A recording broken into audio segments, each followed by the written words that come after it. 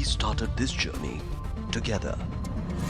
From lighting our homes to lighting up our faces, we've kept each other safe and lifted each other to reach new heights. We've brought our loved ones closer together and made so much more possible. We are at the forefront of an unprecedented energy transition, and our lives and livelihoods, economies and communities depend on change.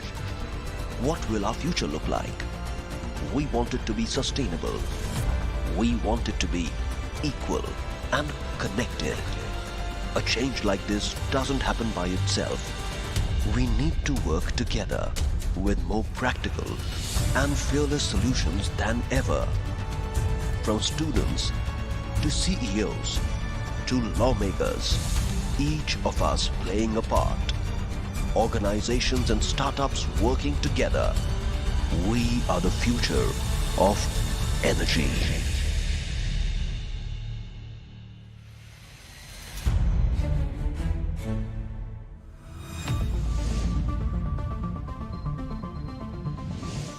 Welcome you all to the Shell E4 Demo Day, and thank you for joining in celebration of the India's largest energy entrepreneurship conference. I am Sanjay Bakshi, and I will be a host for the day one of the 3-day event. Today's event is focused on the theme Future of Mobility. Each day you can expect to hear from global leaders in the energy industry and also from the eminent speakers from the startup ecosystem. We are excited to present you the Shell E4 2020 startup pitches and how they are disrupting the startup energy landscape through innovation and entrepreneurship. Please make yourself comfortable as we get started. And before we get started, would like to advise you on the quick safety measures for the virtual sessions. Have a right sitting postures, adjust the volume of your device, and make sure you can still hear the safety alarms in your vicinity. Take note of your closest exit in case of any emergencies. And do not attend this session while driving or walking. Now let's get started. I would now like to invite Mr. Nitin Prasad, Shell India Country Chair, to give us the official welcome note. Over to you, Nitin.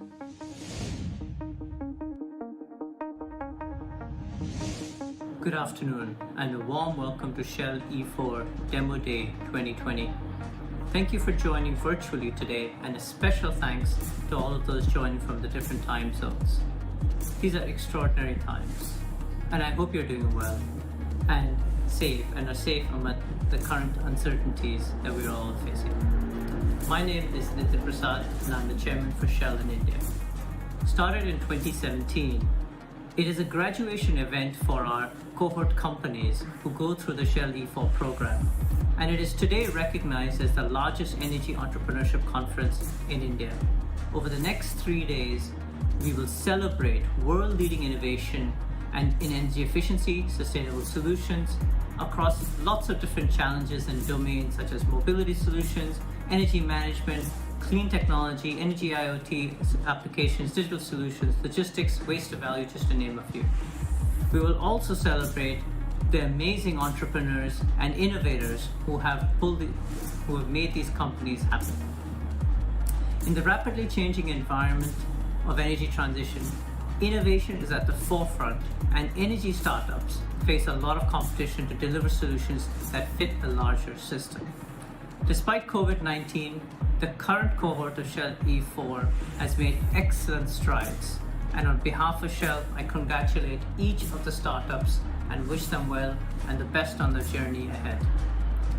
Energy transition is something that is already underway, and with any fundamental disruption, a lot of things have to line up.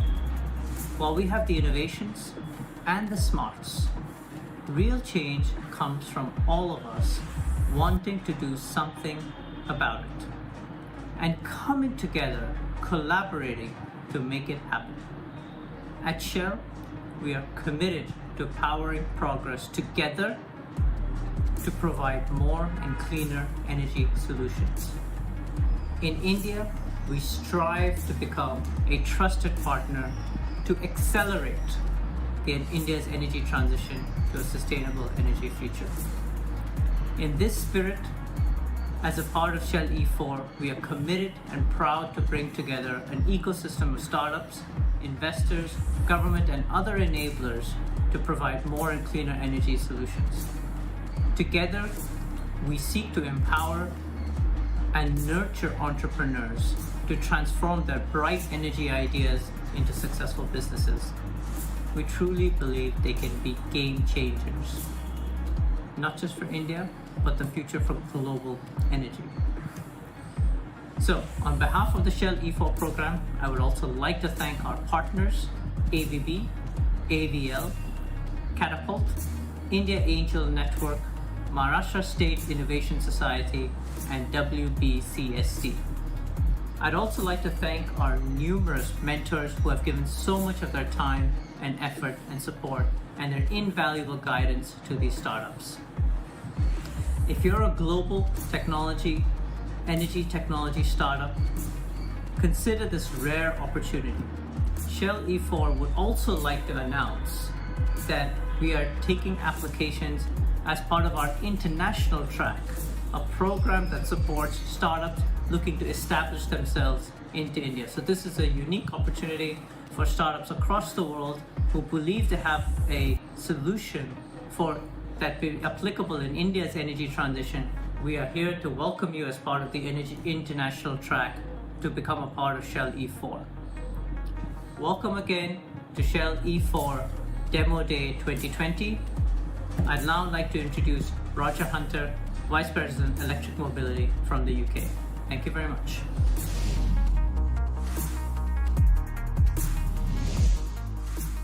Good afternoon.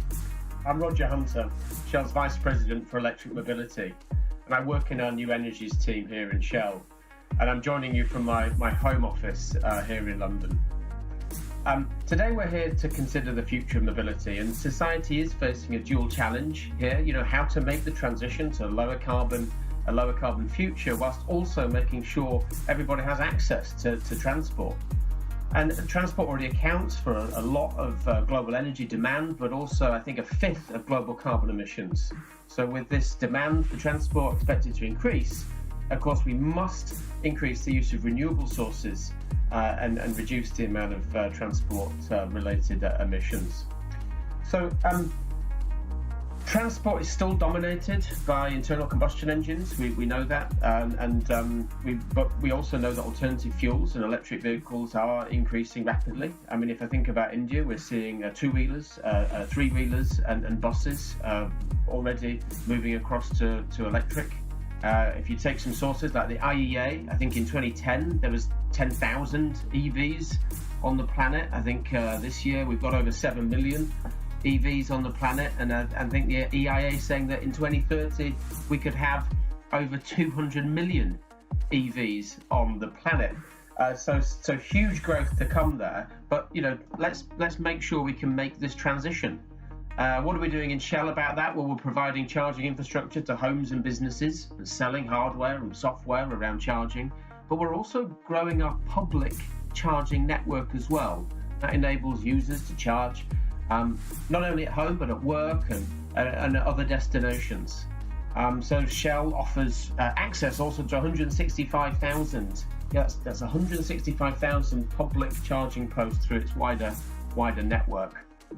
This actually makes Shell one of the world's largest providers of electric transport solutions today. So we're really in it to make a difference.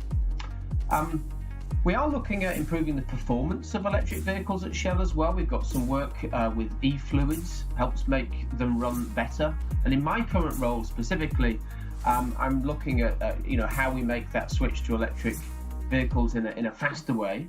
I'm also very keen to be partnering with startups and corporates on a variety of mobility solutions, not just about electricity, but I think battery swapping is really an interesting space. I think mobility as a service broadly is an interesting space. We've recently invested in a electric moped company. We invest in smarter ways to deliver freight in cities, and we've also invested in demand responsive transit. which is a smarter way to move goods and people. I mean, ultimately, we've got to make this transition to smarter and cleaner mobility. Now, today's about enjoying ourselves, and I hope in inspiring you all really to join me in helping to make tomorrow the new today.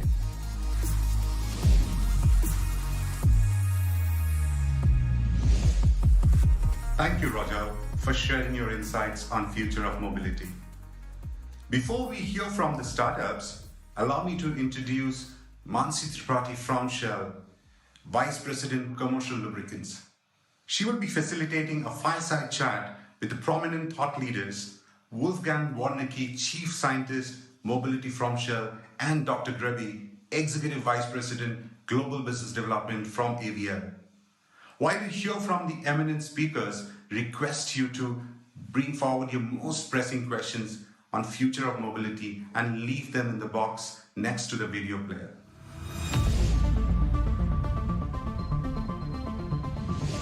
A very warm welcome to the audience which is watching the video today. I'm Mansi Tripathi. I handle the lubricant business for Shell for Asia Pacific and Middle East, and I'm very excited to be the moderator for today's fireside chat with two very prominent personalities. So let me introduce them first for you.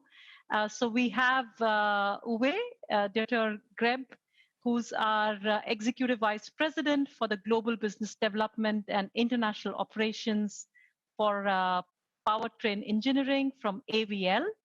And Wolfgang, who's our Chief Scientist of Mobility in Shell.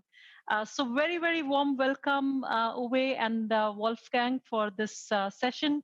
You may want to add anything on, a brief introduction about yourself. Nancy, first of all, thanks a lot for having me. It's a great pleasure to be a part of that panel. Well, I feel very close to the topic of mobility. That is something that determined my life, where I wanted to build a career in. And I'm extremely happy to be here with Shell, because I believe that Shell is extremely focused on the future of mobility, also taking the responsibility for the related CO2 part. So we live in a very, very exciting time. And I think between mobility providers, read this as the producers of vehicles, and the energy providers, that is a huge task. And I'm very happy to be here because joining forces and looking at this holistically, that is a topic that I believe we need to promote, and that is something that drives me. Wonderful, thank you. Wolfgang, anything from your side? Yes, thank you very much. Also being allowed to join here. Hopefully on behalf of Shell, I'm able to give sort of the technical view, especially about what we think the future of mobility will be, until thinking about decades, then more in years.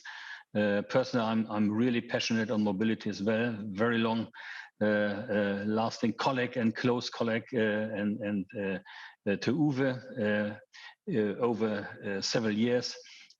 Personally, I'm really a long time in mobility. Enjoy mobility questions and challenges every day, 24/7.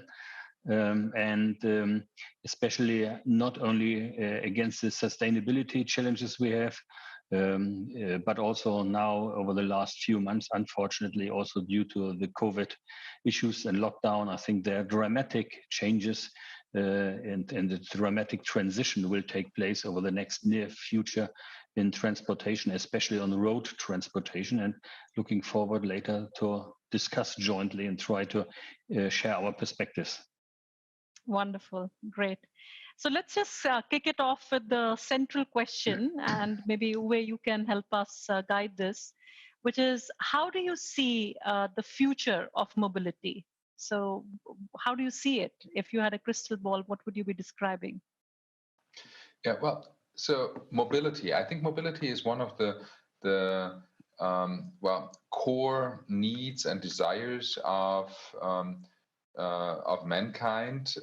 When you look at mobility and correlate it to a GDP of a society, there is a strong correlation because mobility brings people to work, brings goods to people. So we are at the center of what drives our economy, and it is also something in every society. It is freedom that is provided to people. So I believe mobility is a core need, and it will be there for, well, the entire existence of mankind. We have, of course, additions with connectivity, with electronic media that help us. Nevertheless, there is still the need for people and the desire to travel. So future of mobility, I think it will be completely different.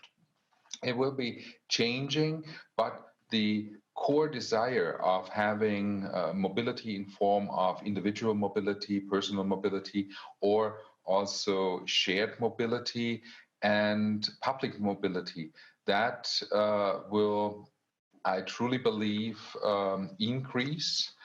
And when we look at the forms of mobility, well, COVID taught us, I think, a couple of lessons. The whole shared mobility of sharing rides, that is a great thing as long as you are not living in a world where, well, you need to keep social distancing. So social distancing and shared mobility somehow of a contradiction. But I believe in the long run, also these elements will have an impact on that. And when I transform that through the crystal ball that you were referring to, and I don't have one. If I had one, I probably would make much more money and, well, would not have to work or could probably not work on these interesting things. But I believe individual mobility will change. There is with the means of connectivity, a complete different utilization of pattern planning. How do you drive? Where do you go?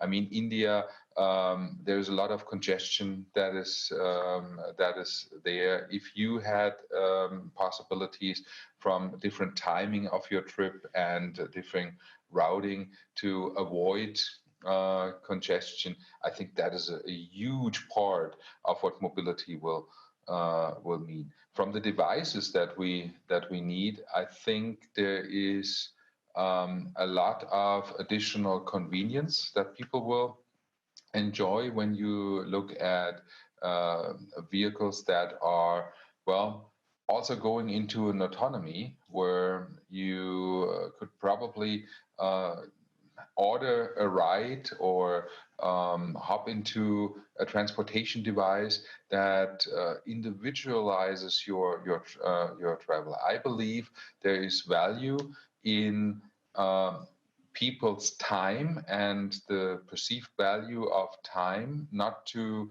well, use say a standardized public transportation. Individual transportation always gives you an opportunity to manage your time better, to travel, to do other things while you are in a mobility device, whatever this is, a car or maybe a transportation pod.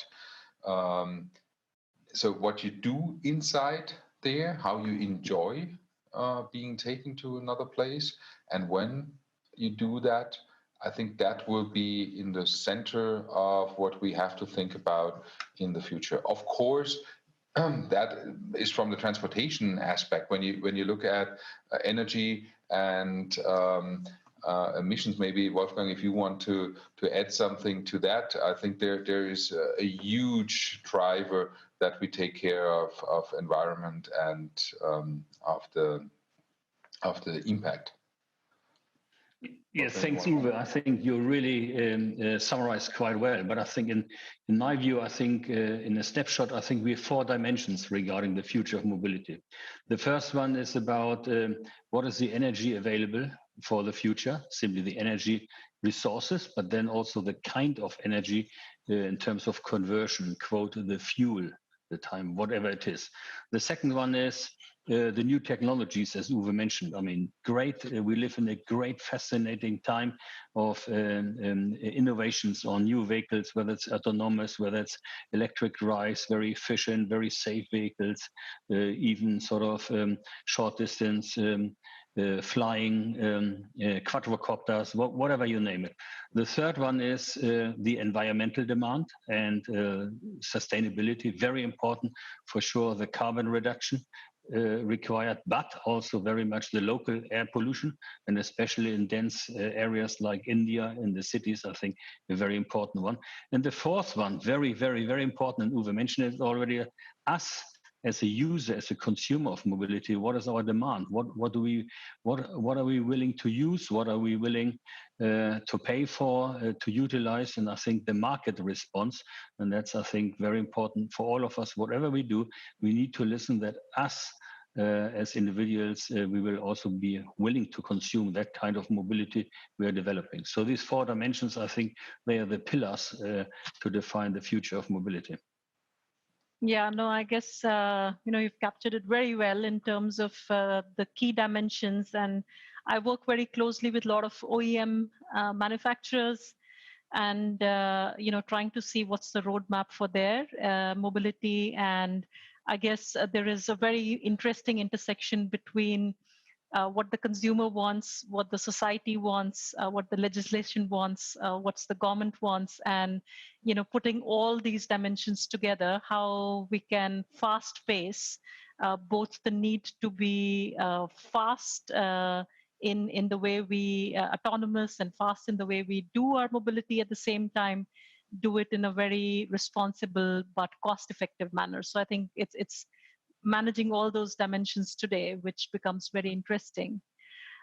So with that in mind, I guess I would really like to hear from an external perspective. So Uwe, maybe you can go first to say, what are the critical innovations which are happening now, and also what are the innovations which will be needed in the future to ride over these trends and the future of mobility, which we just talked about?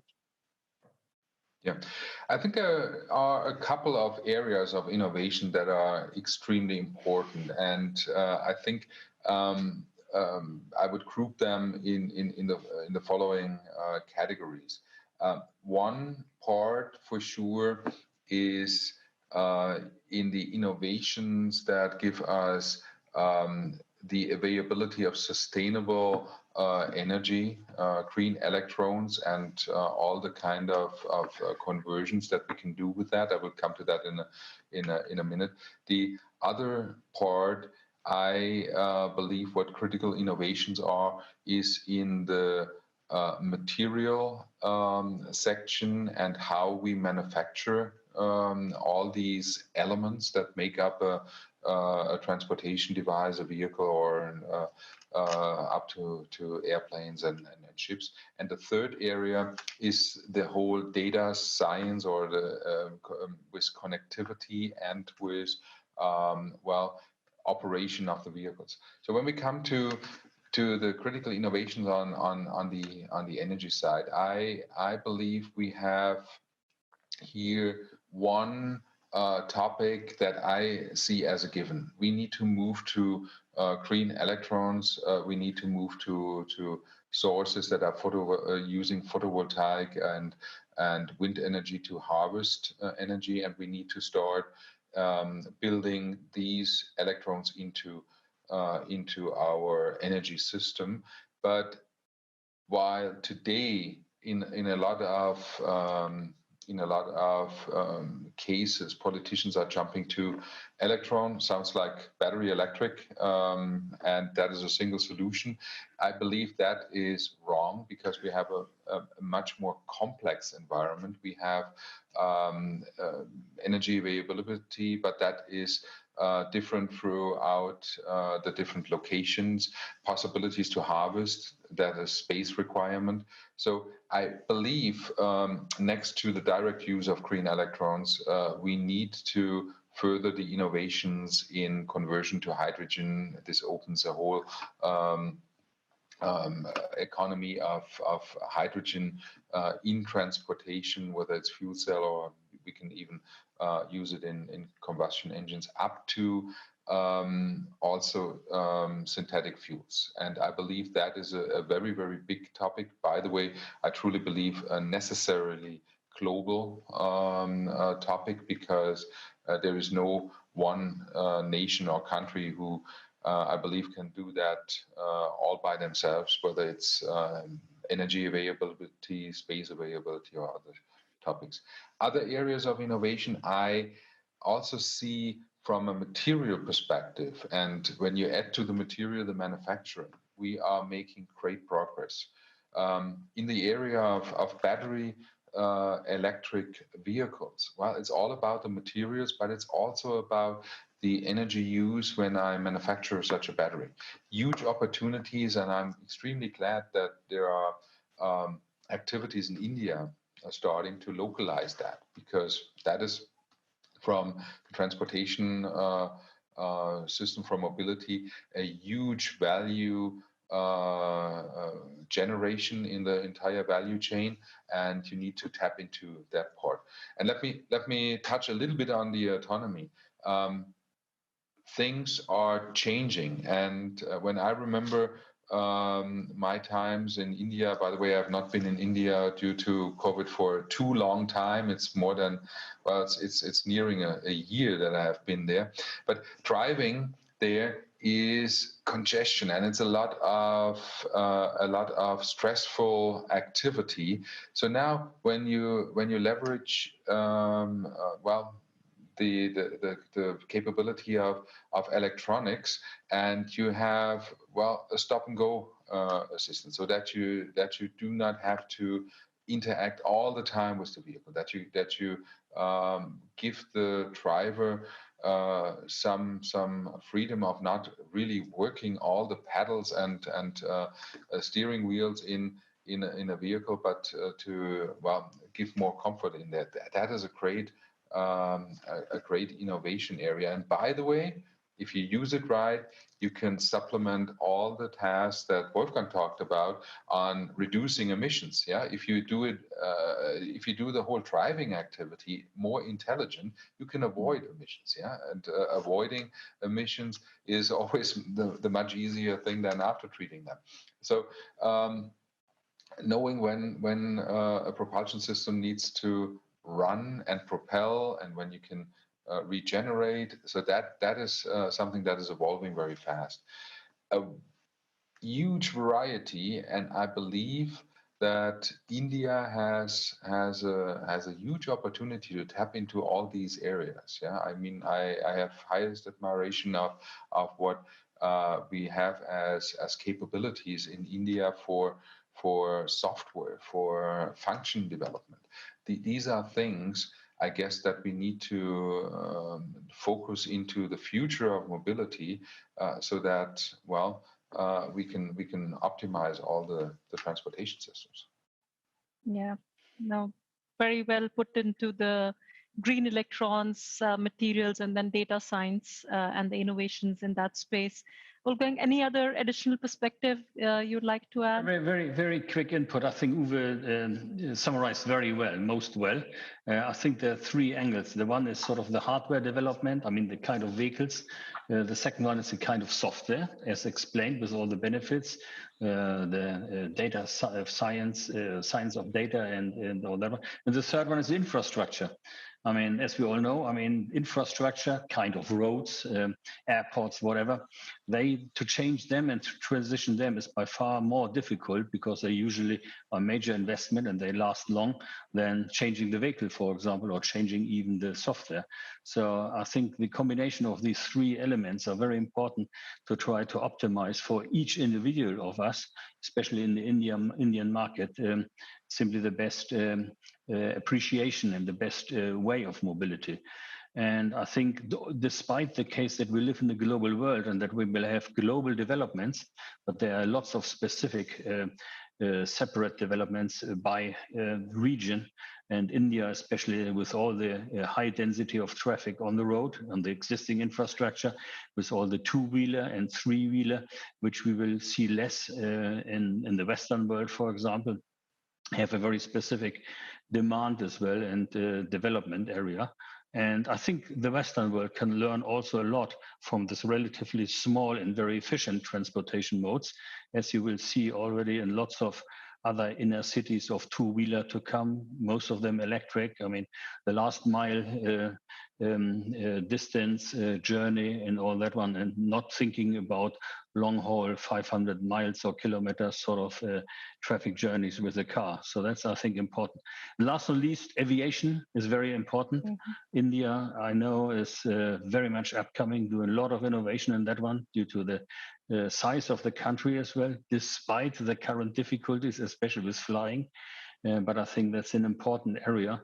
But also aviation is one of the most crucial and most difficult to solve regarding environmental impact, because simply due to the relatively high energy demand per flight, but also then the local emissions, especially as long as you're on the ground, and there's still kind of unknown effects in the higher altitude about impact on environment as well. So I think that's an important area as well. Absolutely. No, I think mentioning about, aviation, I think the Shell Aviation strategy to actually help the sector through the sustainable fuel to offset emissions through carbon credits, as well as through nature-based solutions is a very strong piece of work which is going on. And closer to home in India, as you would be aware that the Shell Technology Center in Bangalore actually made the IH2, which is a biofuel technology, where we use the agriculture waste to be converted into low carbon transportation fuels, jet fuels, and the plan is to make it at large scale. Yeah. So few elements of innovation happening. Another, an interesting one which just came up a couple of months back with the COVID situation is the India Lubricants team tied up with the Bangalore-based startup company Pitstop, where they enable a zero contact doorstep servicing for the consumers. So everything is completely contactless. And, right now that service is getting delivered by 500 vans to 20 cities, and really the offtake is very, very good, because the win-win between the consumer, the service provider, as well as Shell is huge in that sense. And it's a good innovation model given the trends which we are facing right now. I think that moves a segue into the startup community, and where the innovations are happening.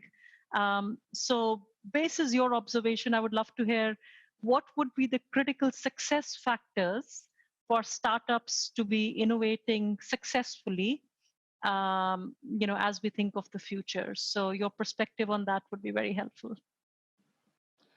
Well, I believe when I look at startups, and as AVL, we interact a lot with startups. There's also an activity and interaction ongoing where there is collaboration between Shell and AVL on that. What I believe is extremely important is that we have the speed for innovation. As soon as you are in a larger company, there's a lot of capital investment that you need to improve, and you need to put efficiencies to it. I think as a startup, you can really concentrate on critical topics and be fast, not being completely influenced by, I need to deal with my running activities, I need to prepare for the next launch, I need to do that. I think getting this fresh view out, and also leveraging people with new ideas, fresh minds to the topic. That is extremely important. I believe you need to think outside of the box in order to make a tremendous difference to the whole system, rather than staying on evolutionary smaller changes. That coupled with the communication with companies like Shell or like AVL, where it is a kind of aligning on what are the needs, what are the needs from end consumers. I think that makes it extremely fast. Also, possibilities to collaborate in order to expand the number of people involved. That is what I see as a huge opportunity on the startups, and why I'm so interested on having as many as possible interactions there. Yeah, I think agree very much with Uwe, and only a quick additional input. I think some hints and tips. I mean, try to understand the market demand. I mean, analyze what is desired, what is needed. Second one is be enthusiastic and push through your idea. I mean, don't let off the energy. I mean, burn for it. I think very important. But on the other hand, also try to understand that you don't run in the wrong direction. Simply that eventually whatever you develop and whatever the idea is of the startup, the objective, that it will not end in a loose end and nobody's interested in it. So therefore, eventually, as Uwe mentioned, I think very important also to collaborate eventually with larger organizations, with other partners, and simply to try to on the route to commercialize it. So I think that's very important. Absolutely. No, I think you've captured a lot of sentiments in that one. I'm afraid I think we are running short on time, so I'll try and close this. Any closing thoughts away from your side? Well, one topic that I believe is extremely important is we need to break down barriers in the mind of people, especially in the mind of politicians, and act on the big topics of, well, sustainable energy and mobility as one team. That means that is the entire topic from a well to the wheel, but also from cradle to grave, or with recycling back to the cradle again. We need to think holistically, and artificial barriers as sector differences on. I look at the vehicle to be regulated, and I do not look at where the material is coming from or where the energy is coming from. That is wrong. We have, I think, a responsibility for the next generations to leave them with a planet and economic system that works, and that can only be done jointly. So collaboration, partnerships, freedom to express thoughts and to challenge topics that evolved in certain isolated areas as vehicle manufacturer, energy provider. That is important in order to move us forward. I think that is our responsibility, and we need everybody's help to do that. Indeed. Yeah, I think Uwe expressed very well. I think we all sit in one boat, and I think example of Uwe, other colleagues in the automotive industry, ourselves in the industry, energy industry, we work very, very close together, and that's, I think, required. And hopefully, eventually, also, we will convince the regulatory bodies, the politicians, those who set the rules, simply share our understanding, and let's be technology open in view to sustainability and moving the mobility forward. I think that's the name of the game, and that what I would applaud for. Yeah, yeah. And I think at Shell, I want to reiterate that we remain absolutely committed to our ambition for the net zero emission by 2050, and work with very close collaboration as well as partnerships so that we help our customers decarbonize and deal with the unavoidable emissions through our technology, working through the ecosystem so that we work on the device, on the infrastructure, as well as on the connected technology, which can help in taking care of the total ecosystem. So it's been a pleasure talking with you, and I hope people listening to this section got a few insights in terms of how should they be thinking about mobility, and look forward to hopefully seeing you in India very soon, and working together on ground with a government or with a technology or a startup soon. So thank you so much, Uwe, Wolfgang, for being with us today. Thank you. Thanks a lot. Thank you. Thank you.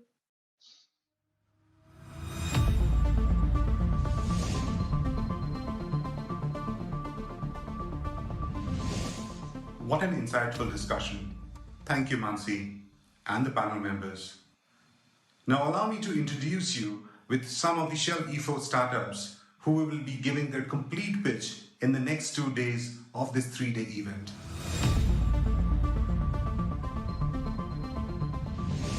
The environmental crisis the world is in is leading to stricter regulations and a stronger need to manage carbon footprint. Business profitability, reputation, and the entire businesses are now at risk.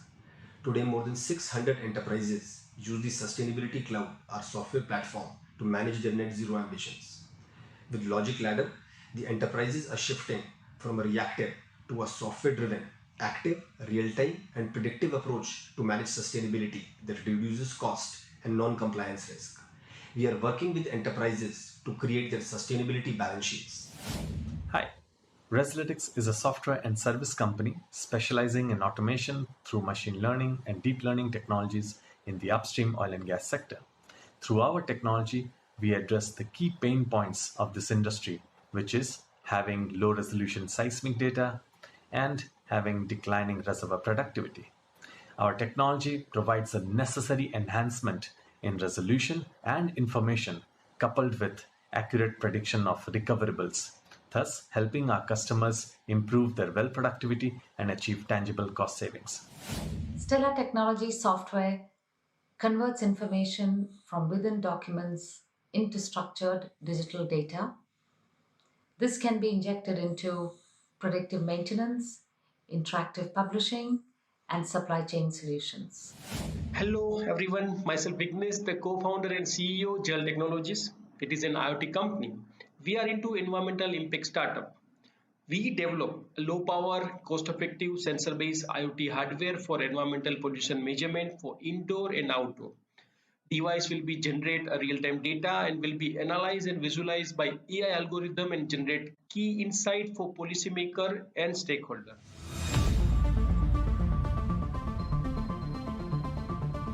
Since 2007, AP Chemie offers commercially proven technology and plans to chemically recycle toughest and dirtiest plastic waste into sustainable fuels, chemicals, and feedstock for producing circular economy plastics. Having commissioned over 30 plants till date makes us global leaders in pyrolysis. We have published 4 patents in pyrolysis, and we are supported by acceleration programs of Royal Dutch Shell and Alliance to End Plastic Waste. Enegos is developing an AI IoT platform for large multi-site food chain and gas station customers. We help them to reduce their energy costs and carbon emissions and curtail demand surge from EV battery loads. We have executed contracts worth over $5 million in SaaS revenues in the last 4 years, and we are now seeking more partners and Series A investors to accelerate our growth. Thank you. With the changing climate conditions and digitalization is new normal, iAutomation started with this idea in 2017. iAutomation offers comprehensive intelligent building IoT platform for healthy and sustainable built environment. Nirvana makes solar and wind power dispatchable at the lowest levelized cost of energy.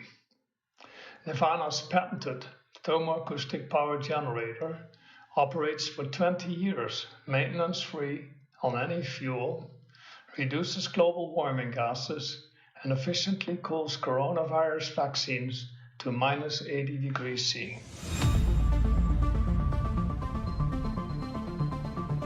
Hope you had a good glimpse of our promising startups that you will hear in the next 2 days.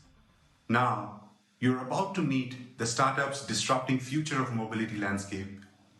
Allow me to share some guidelines on how you can actively participate. Firstly, you can invest. You've all been given a notional 50,000 worth of virtual currency to invest in these startups. You can refer below the video player on your screen for more details. Secondly, you can engage. During the pitches, feel free to ask questions in the inbox next to the video player on your screen. Thirdly, meet the startups. At the end of the presentation today, you can move into those live booths and actively participate with the startups to ask and hear on their disruptive innovation and scale-up journey. You can find their unique profiles on their platform to access their virtual booths. Finally, connect with the startups. If you are an investor or if you want to connect on potential commercial opportunities, click the Contact Startup button on their dedicated profile. Now, allow our eminent speakers to introduce our startups who are also their partners and customers. Please welcome the Global Head of Creators Expedition at AVL, Sebastian Jacques. Hi, I'm Sebastian Jacques. I'm head of Creators Expedition at AVL. AVL is world's largest privately owned automotive engineering consultancy, and we're doing work in the development and engineering of drivetrain systems for vehicles of all kinds. I'm very excited to introduce to you today the startup Off-Grid Energy Labs. They are a deep tech startup that deals with new technologies in the field of battery cells. Their unique cell chemistry called zinc gel is something that immediately attracted our attention and interest, and we decided to join forces to test and validate and also to improve that cell chemistry for the applications in mobility as well as stationary use cases. But who can tell better about their approach than themselves? So enjoy their pitch. From Kanpur, India, Off-Grid Energy Labs. Hello, I'm Tejas, co-founder and CEO at Off-Grid. Batteries sit at the core of energy transition that we are experiencing today. But current battery technologies have a peculiar problem. There is no battery in the market today that optimizes efficiency, cost, sustainability at the same time. This problem cannot be solved by making incremental innovations on existing battery technologies. Therefore, we have built zinc gel batteries, leveraging innovative chemistry with commonly available and eco-friendly raw materials. Zinc gel batteries are efficient and long-lasting like lithium-ion and economical and recyclable like lead acid, in addition to being completely non-toxic. These batteries support fast charging without compromising its performance and completely safe and non-flammable. Now, energy transformation in renewable and EV industry is driving hyper growth for energy storage solutions broadly, and batteries in particular. Globally, battery market is going to exceed $150 billion by 2030. Top drivers for this demand will be distributed energy hubs for grid and electric vehicles. Key points to notice here are: first, lead acid batteries dominate this market essentially due to low cost, and this market is ready for disruption.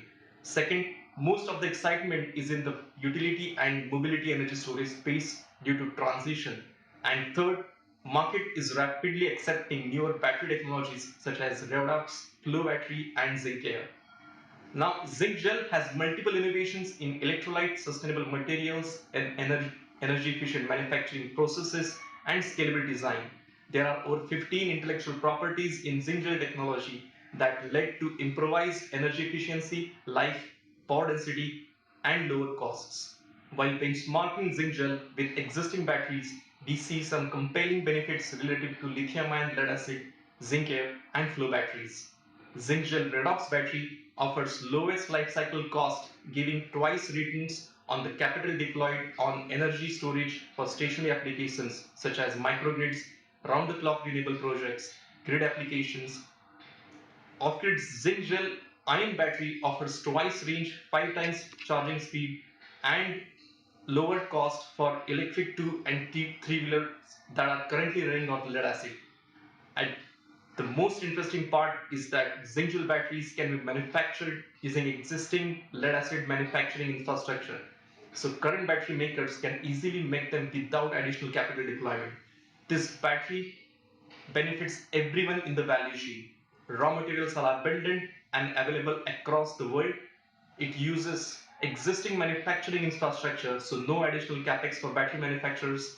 It offers modular design so that it could be packaged as per customer requirement, and for customers, it offers maintenance-free, lowest cost for energy storage. Finally, it's good for the environment, as the materials in this battery are eco-friendly and completely recyclable. We strongly believe in partnership model where we will be licensing this technology to battery manufacturers for offering higher gross margins throughout the value chain. We are a passionate team of PhDs and business experts. We have deep expertise in the field of electrochemistry, materials, electrical engineering, business. Plus, we have partnered with leading global energy and technology companies such as Shell, AVL, Merck, Tata Power, and Mahindra. Our partners help us build, test, validate, and deploy our products. We have infrastructure support from IIT Kanpur and Social Alpha. Today, we have finalized the chemistry, filed patents, and validated the technology with our partners. We are ready with a minimal viable product, and in December this year, we'll start field pilots on stationary and mobility applications. We are also raising a seed round of funding to support these trials leading to commercialization of this technology. We envision Off-Grid as a leading global technology developer in energy storage. We invite investors and partners to become a part of this venture to make efficient batteries that are not only sustainable but also profitable at scale. Thank you.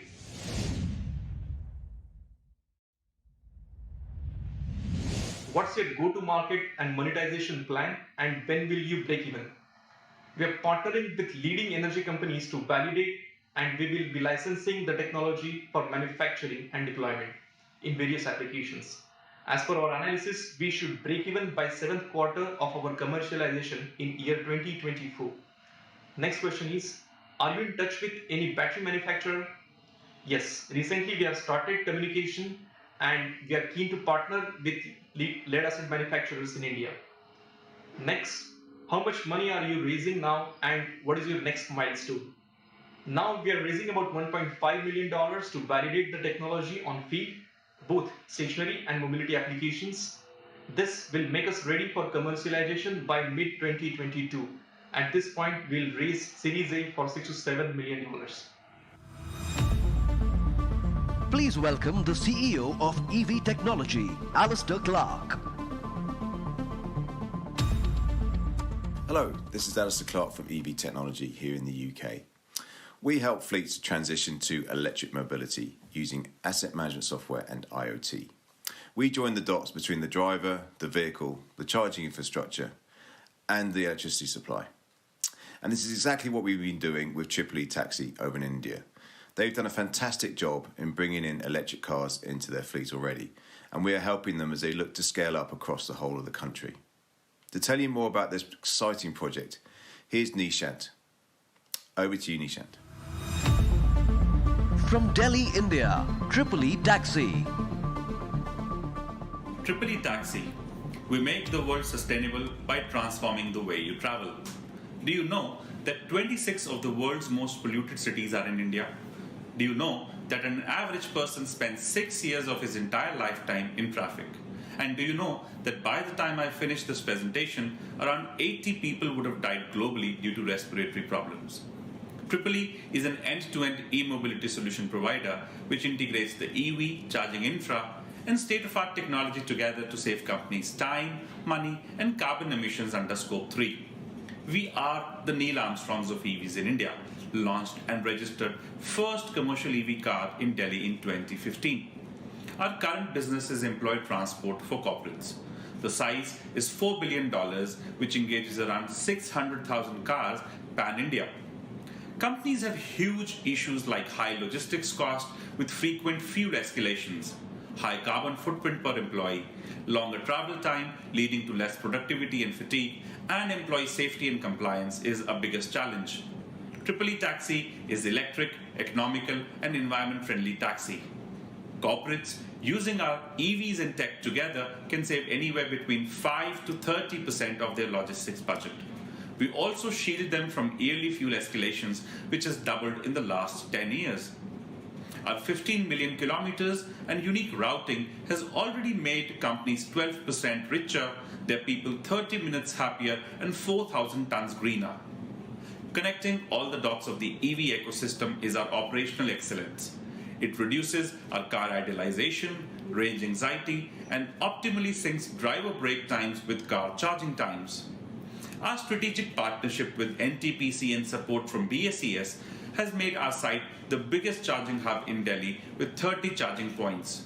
In Hyderabad, we have partnered with L&T and Hyderabad Metro to create EV charging zones at their metro stations itself. Our current cities of operations are Delhi, Hyderabad, and Bangalore, with Uber as our strategic partner to sweat our assets and minimize our dry runs. Hence, our unit economics and bottom line are sustainable. I am a certified GHG emissions consultant, and we can reduce 90% emissions in Scope 2 per full-time equivalent employee and 100% reduction in Scope 3 emissions in the employee commute category, which you can report in your annual statement. Post-COVID, we have taken adequate measures in the car along with our tech to assure passengers of health and safety.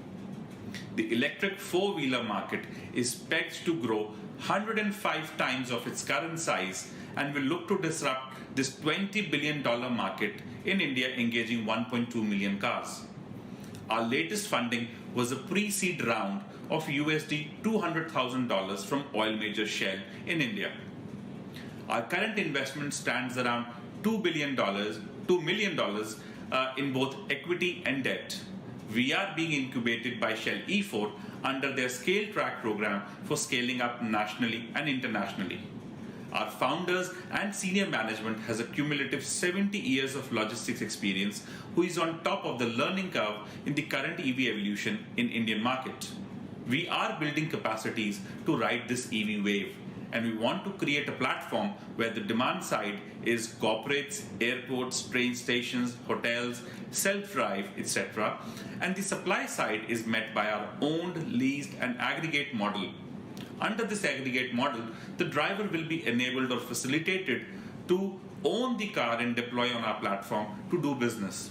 The livelihood of our drivers, including women drivers, is maintained through our assured payouts and welfare programs to support their families. Additionally, fleet investors will lead to business growth in this community.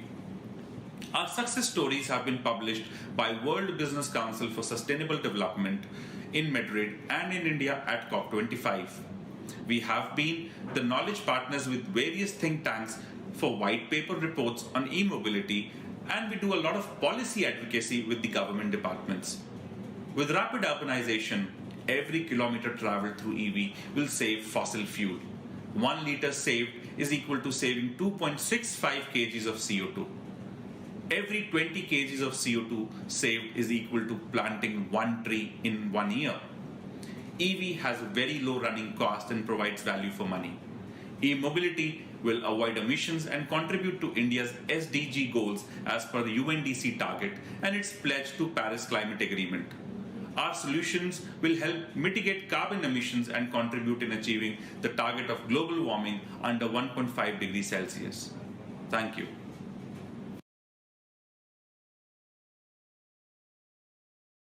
The first question I would like to answer is, what is your plan for the next 2-3 years? Great question. I think in the next 2-3 years, we are going to operate about 5,000 to 7,000 cars on our platform, essentially in 5 to 10 tier 1 and tier 2 cities, including all the form factors, 2-wheelers, 3-wheelers, buses, LCVs and SCVs in the country. We will also aim to become an energy efficiency company for one-stop shop solution for all the corporates. Thank you. The second question, what I would like to answer is, what is the USP of our company? Great question again. I believe we are an end-to-end e-mobility solution provider, connecting all the dots of the ecosystem that nobody else is doing. We are wearing a hat of EV operator, fleet operator, we are wearing a hat of charging operator also, and we are having our technology also to match the demand and supply side. So that's one of our excellence. Secondly, we want to create, our USP is we want to create a home-to-home service. So somebody wants to create a trip, do a first mile in our car, do a second mile in the metro, and then again do a last mile in our car, going from home to home. This is what we will create an open ticketing system, that one trip is created and the payment is done in one way. Second additional feature for this could be somebody going from Delhi to Hyderabad, they can book a car here for the airport, and then they can book a car from Hyderabad airport to do their work, will be our USP. Thank you. Please welcome the Manager of Engineering Innovations at Delivery, Rahul Singh. My name is Rahul Kumar Singh and I am from Delivery Private Limited. I am a part of R&D team in Delivery, which is also known as Engineering Innovation team. We are looking into electric two-wheeler space for our B2B purpose. As of now, I have tested around 168 electric vehicles, which are from mostly many individual startups, few big OEMs who manufacture electric vehicles, and few battery companies as well. Comparatively, what we have found, Go Green EOT's vehicles are way more better because they have total control over the battery. For example, they know what is the SOH, what is SOC, and in and around temperature of the battery, when the battery is going to die, how long it is going to live, everything. Right now, this is something which nobody has. And we have planned somewhere around 4,000 vehicles MOU with them. And in coming future, we are planning to have somewhere around 50% of our two-wheelers fleet to be converted into electric vehicle from Go Green EOT. And signing off, all the best. Let's hope for the best. From Bengaluru, India, Go Green EOT. My name is Daivik, and taking you through the company presentation, I'd like to tell you about what Go Green BOV is all about. We started off in the year 2016, and prior to that, I've had experience of close to around about 12,000 electric two-wheelers, which we've sold to consumers itself. We did the whole B2C, and in 2015, we pivoted out, or rather, I pivoted out in my old avatar to the B2B space. In the B2B space, we are in talks with close to around about 7 to 8 delivery companies where they're looking at our electric vehicles for longer range and better battery performance itself. And at a company level, like I did mention, we have close to around about 10 patents in the battery space, out of which 5 of them are grants, and about 8 plus 2 in the connected or the shared mobility space, out of which 1 of them are grants. And our vision is for shared mobility to win in any market, whether B2B or B2C, battery is going to form a very critical juncture, and that is exactly what we're working at. And with that said, our vehicles travel around about 50 to 110 kilometers on a single charge, and it takes around about 3 minutes. It takes about 3 hours for a complete charge itself. And besides which, what we've extensively focused on is we focused on building tech in. We focused on the torque, which is of a critical component itself. And also our vehicle is completely connected, which gives out close to around about 216 pings every single time there is a pulse that goes from the vehicle to the cloud. Besides which, like I said, we focused on torque, where today when you look at it, majority of our competitors are at about 16 to 18, and we're at about 24 Newton meter of torque. And also with the current battery type, our charging time is about 3 to 4 hours, which we intend to bring down to around about 2 hours. And also the market that we're looking at is an extremely high growth market, where we're looking at scooters where scooters constitutes to close to around about scooters constitute when you look at the whole two-wheeler market, 64% are motorcycles and 36% are scooters, and that is the market that we're looking at. And 60% of all vehicles sold is in the below 110cc category, and that's the sweet spot that we're after.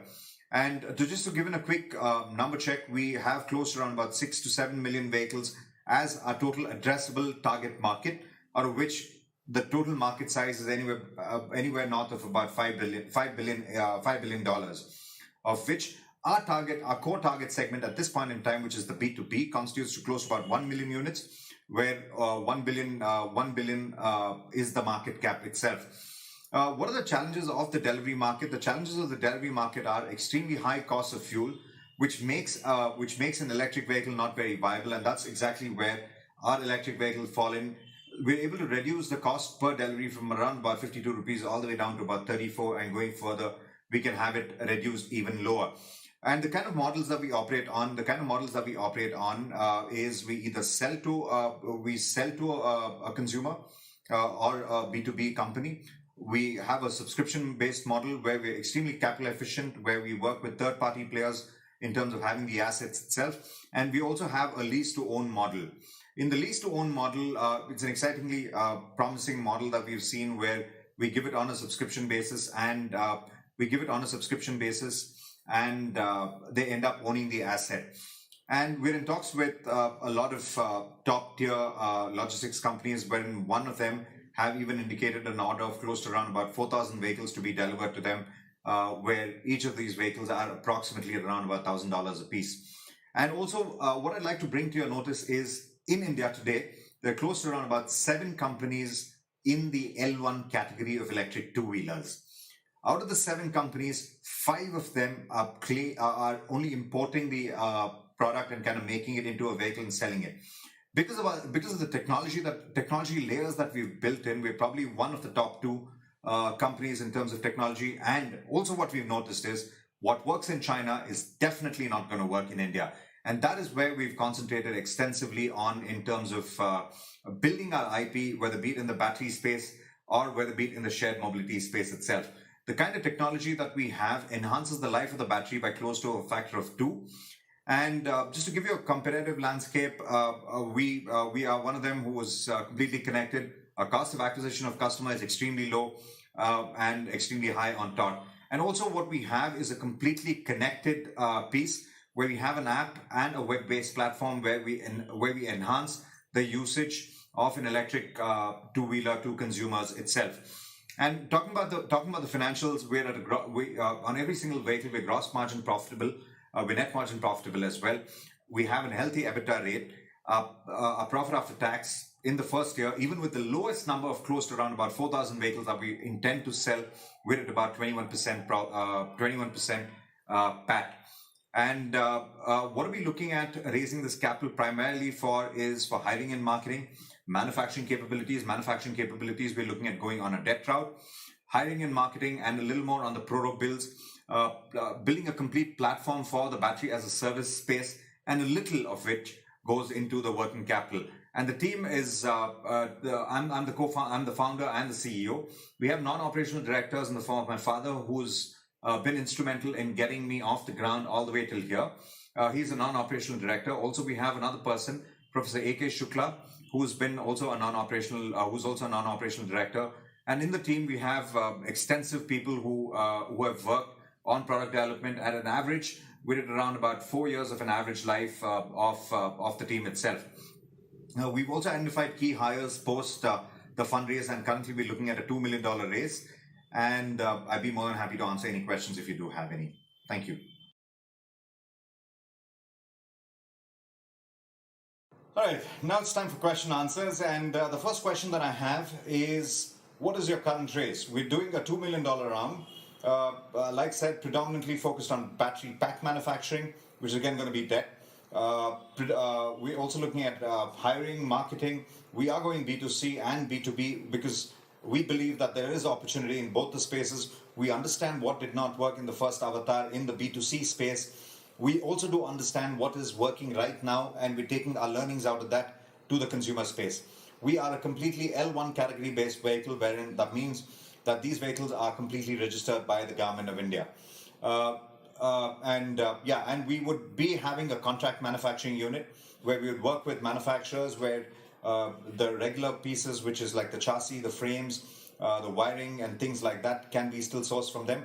Though there will be a disadvantage of cost, but that's something that we would like to play at this point in time. So marketing and hiring is where our maximum spends would be. A little on the working capital, a little in terms of building the platform for a battery as a service or a vehicle as a service model. And the next question that I have is, who are on your cap table? Our cap table is extremely clean at this point in time. Shell is one of the Shell is on our cap table. Besides that, it's the two founders at an equitable equity on the cap table itself. What was the last valuation round? This question, a very good question, but I would like to definitely discuss. What has happened post the last valuation round is the fact that we've gotten a working order, we've gotten an LOI plus an indicative purchase order, which I think we'll be closing soon, for about 4,000 vehicles at about $1,000 a piece, $1,100 a piece. Well, who's funded the company? How have you all kept it afloat? Well, my father has pumped in a majority of the amount into the company, and that's the reason why he's the non-operational director. He's there on the he's on the cap table, but he does not have an active role in the running of the company itself. The other questions, one nice question that I got is, you guys are good with batteries. Why is it that you don't focus on batteries, and why you're doing the vehicle as well? We personally think that even the way that the old dealership models are is also changing. What I mean by this is the existing dealership networks are not going to be very active going forward. The reason being, an electric vehicle does not come in for the service. So even if it's an incumbent, he would still take in a good amount of time to come back into the space. And that is where we see being a vehicle plus a battery, because it's a hardware in loop, gives us this undue advantage of building more in terms of tech. And I'd be more than happy to take any more questions if there is. Please welcome Managing Director of Stump Shul and Somappa, Satish Machani. Hi, I'm Satish Machani, Managing Director of Triple S Group.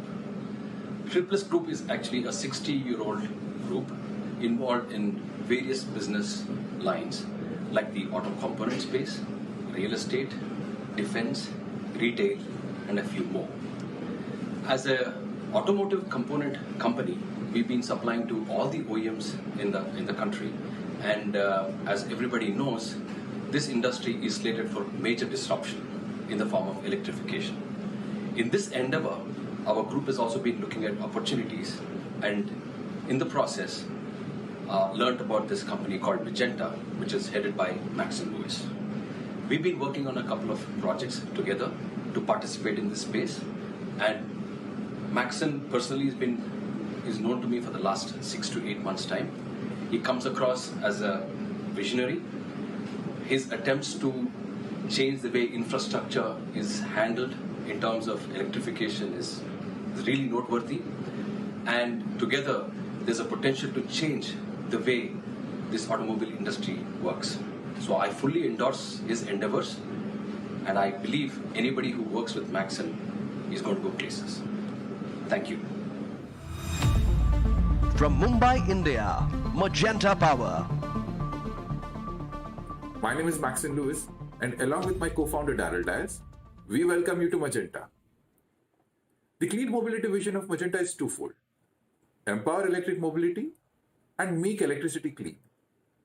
Our aim is to become India's largest, safest, and most cost-effective EV charging provider on the back of 6 principles.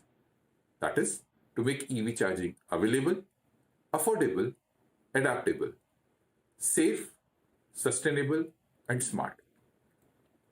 To successfully deliver this, we have structured our business model into 3 streams. The first business service is EV smart charging and the technology to enable it. The second business service is building and operating the smart charging infrastructure.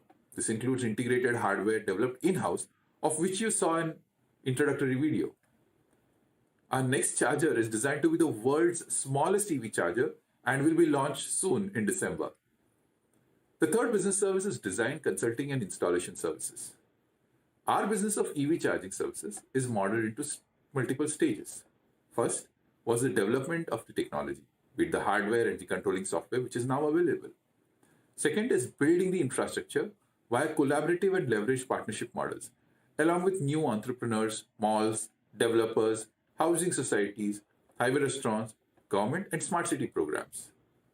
The third part is the demand engagement, which is through the ChargeGrid app, which allows for finding the nearest charging station, blocking an appointment, charging, and finally making the payment online through the app. Our revenue model includes charging fees, subscription fees, and parking fees. Currently, Magenta operates and maintains 60 charging stations in India as shown on the ChargeGrid app. The future, however, is a lot more electrifying and goes beyond just charging.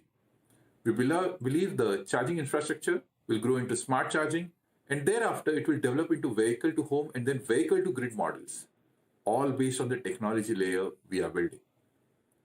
But how did it all start?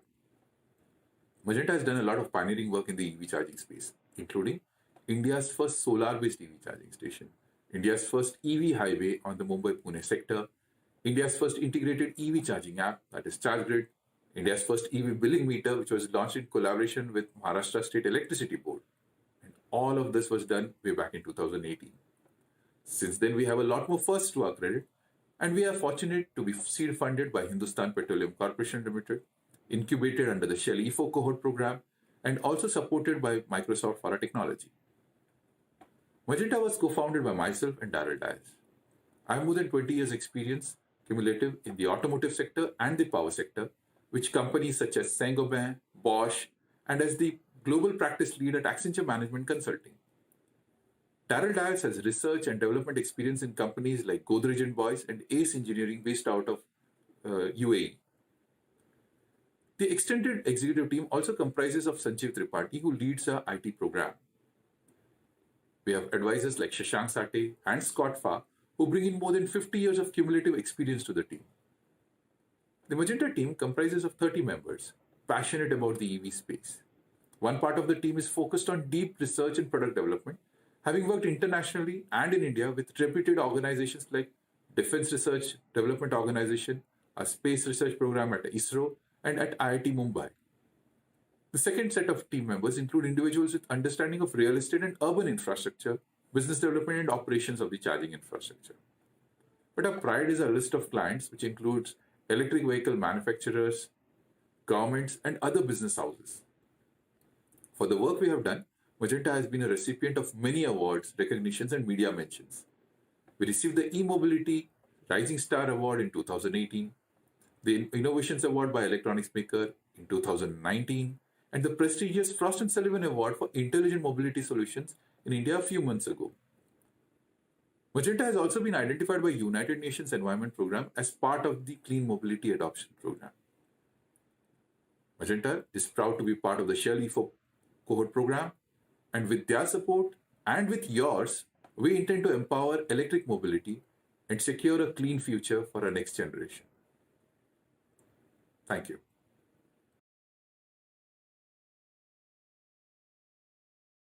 Question and answer session. What is unique about Magenta and the EV charging solutions that we are building and deploying? We believe in providing integrated EV charging solutions, socket to software as we call it.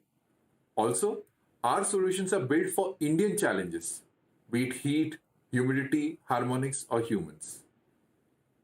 Also, our business models are very unique and based on the leveraged partnership model. Question 2. Adoption of EV is yet to take off in India and will be a few years before the business takes off.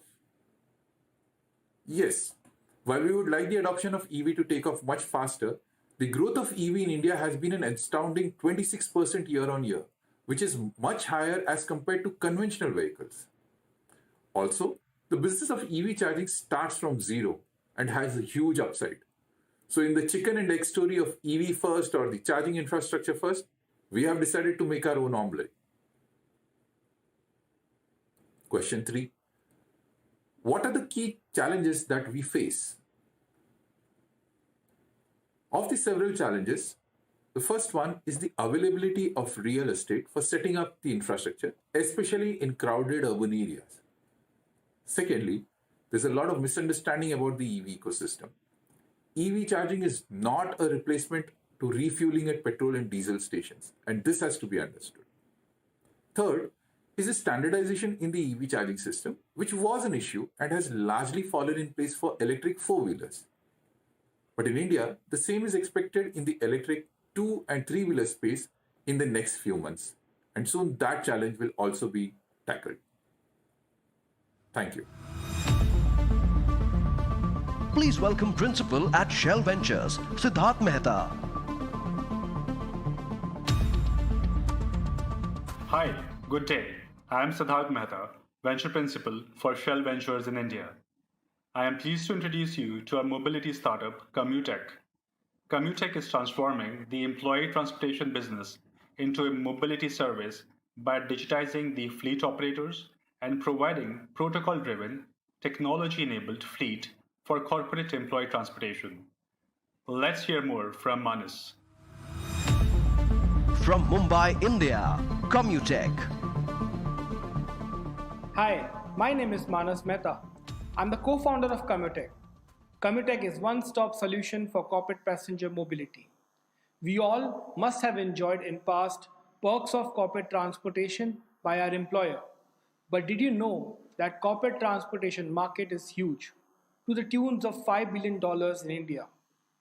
This industry is largely served by large fleet operators who enjoy 20 to 30% margin for trying to bridge the gap between fragmented demands of the corporates with fragmented supply in the market.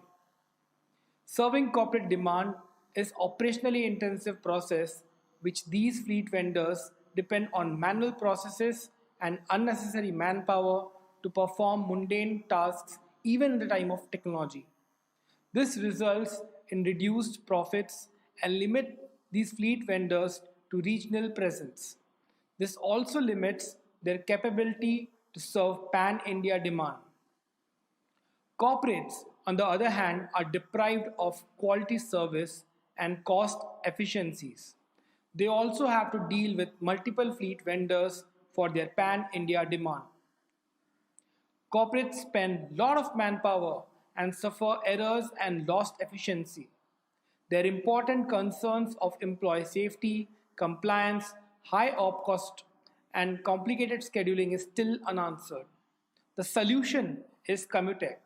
Commutech acts as a control tower for mobility. On one side, Commutech provides corporates with demand aggregation platform, which also helps them plan and monitor their operations. Compliance, incident management, and reports all built in right into their dashboards. On the other hand, Commutech empowers small fleet operators with tools to digitize their localized supply aggregation. Soon, Commutech will provide SaaS solutions for small fleet operators to manage their fleet, and compliance will be built right into the source of aggregation.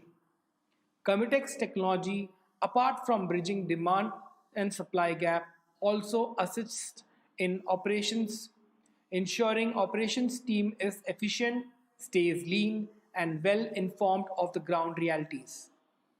Our technologically assisted operations allows us to achieve operational excellence and ensure higher customer retention. We are operational for last 4 years and our initial customers are still with us.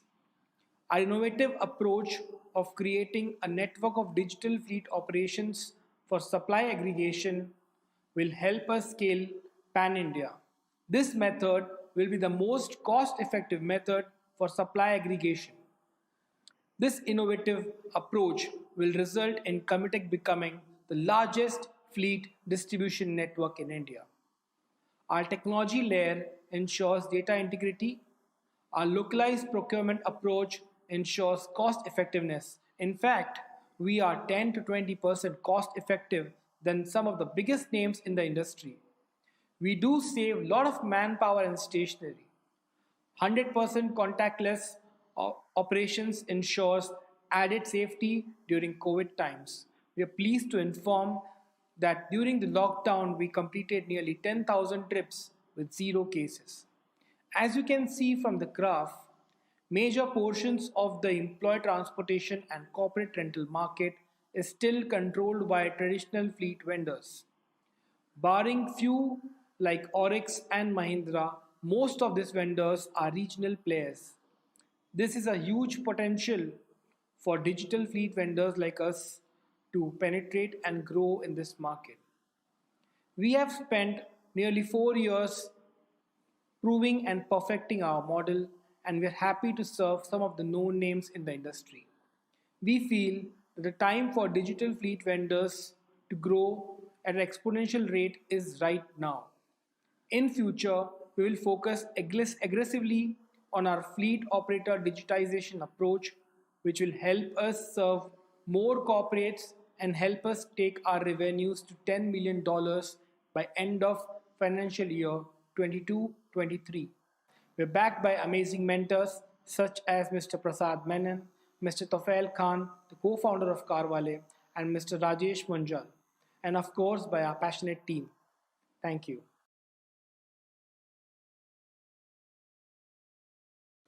Yes, that's a very good question. There are few digital fleet operators existent in India. They are serving corporates and trying to manage the demands of corporates very well.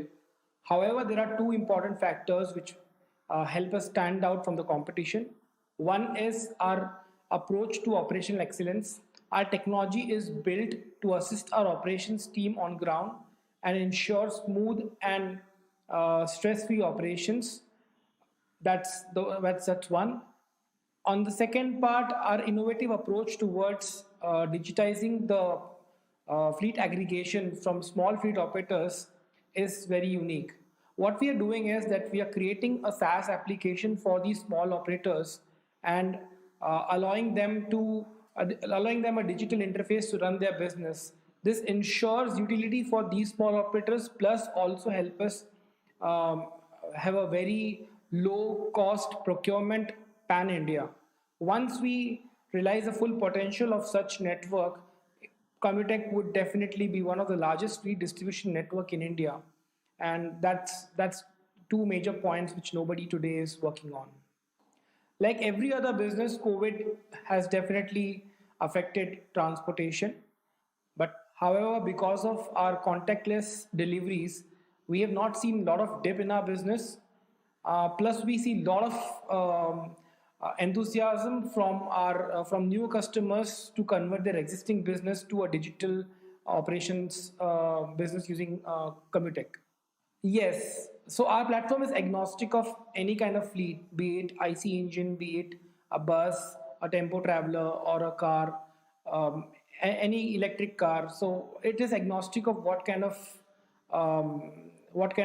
mobility you're choosing for.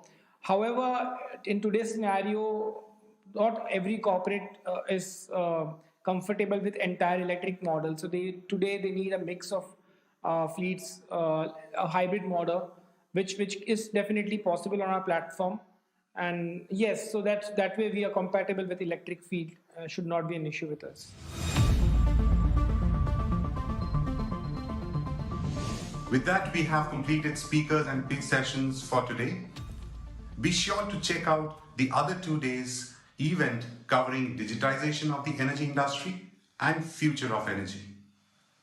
Before you head off the virtual booths to meet and hear more from the startups, remember you can finalize your virtual investments below in the video player and you can refer more details there.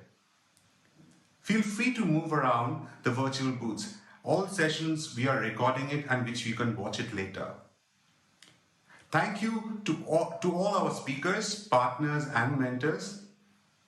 And thank you for joining us today for celebrating the Shell E4 graduation ceremony. Stay safe, stay healthy, and goodbye.